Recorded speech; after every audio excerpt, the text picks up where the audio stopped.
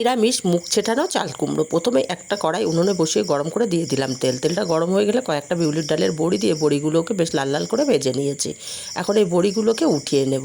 বড়িগুলো উঠিয়ে নিয়ে ওই তেলের মধ্যে দুটো তেজপাতা, হাফ চামচ পাঁচফোড়ন, হাফ চামচ কালো সর্ষে ফোড়ন দিলাম। দিয়ে দেবো বেশ কিছুটা মুগ ডাল, আগে থেকে ধুয়ে জল ঝরিয়ে রেখেছিলাম। আর ঝালের জন্য দিলাম চেরা কাঁচা লঙ্কা। মুগ ডালটা বেশ লাল লাল করে ভাজা ভাজা করে নেওয়ার পর এখানে দিয়ে দেবো কেটে রাখা চাল কুমড়ো। আর চাল কুমড়োগুলো আমি ঝিরিঝিরি করে কেটে নিয়েছি। চাল কুমড়োগুলোকে দিয়ে ভালো করে নাড়াচাড়া করে মিশিয়ে দেব। তারপর ঢাকা দিয়ে আমি এইভাবে 2 মিনিট রান্না করে নেব। এতে করে চাল কুমড়ো অনেকটাই কমে আসবে।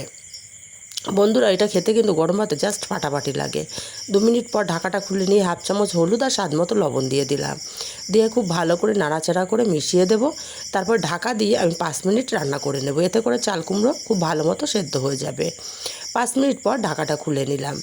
এখন নাড়াচাড়া করে দেবো আর খুন্তি দিয়ে একটু চেপে চেপে ভেঙে দেবো চাল কুমড়োগুলোকে।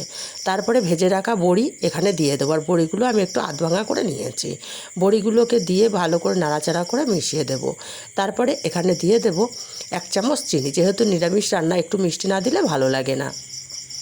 চিনিটাকে দিয়ে অনবরত নাড়াচাড়া করে এইভাবে মিনিট 2-3 রান্না করে নিয়েছি। বেশ শুকনো শুকনো হয়ে গেছে। এই পর্যায়ে দিয়ে দেবো হাফ চামচ ভাজা জিরের গুঁড়ো। আর আমার চামচটা খুবই ছোট, হাফ চামচই দিলাম। ভাজা জিরের গুঁড়োটাকে দিয়ে ভালো করে নাড়াচাড়া করে মিশিয়ে নামিয়ে নিলেই কিন্তু রেডি হয়ে যাবে নিরামিষ মুখ ছেটানো চাল কুমড়ো।